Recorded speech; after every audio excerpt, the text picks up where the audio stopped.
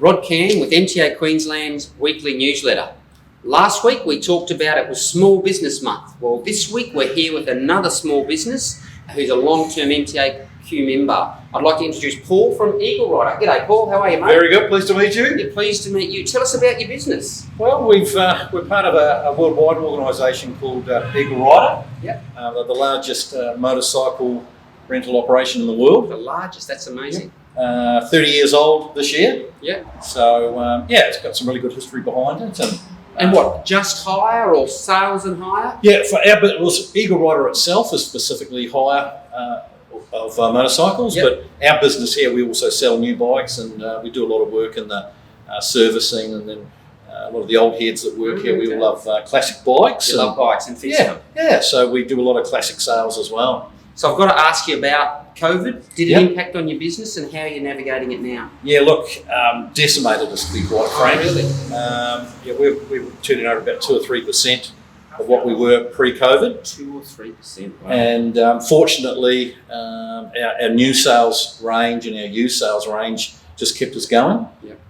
And actually last month was the best month we've had in 2.5 years. Oh, congratulations, that's great. So it was fantastic to see with a few tourists coming back into the region. Yep.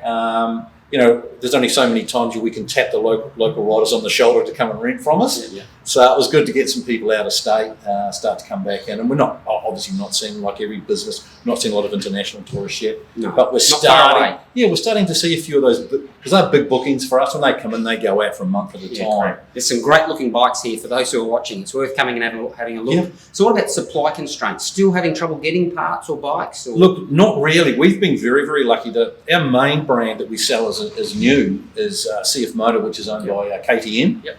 And the supply chain for the new bikes themselves has been fantastic during COVID. Is it that good news? Yeah. It's been great. We've, like all companies, we've seen a little bit of a problem every now and then for parts, but they've countered that by then flying stuff in if it comes out of stock. As soon as it's available, they'll fly it straight in. So it's been fantastic for our customers. That's good news and helps us now pivot in terms of business coming back.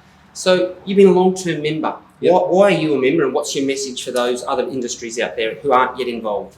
Oh, look, I think it's the opportunity to be part of a bigger group. I mean, of like-minded people, obviously. And again, we all really do dabble, even though we might be different fundamental vehicles that we deal with. It's nice to be part of that bigger group, and then you can always reach out when you need something. And that's where we go to first. It's our phone book of choice. I like that. So we still use telephones in this business. So so it's certainly our first call. When we're looking to go through the... Great news, mate. Look, I can see your passion for the industry. Yep. I do. I love it. I love doing these visits because you get a sense of the diversity of our industry. So I hope you stay in touch, and I'll see you next week.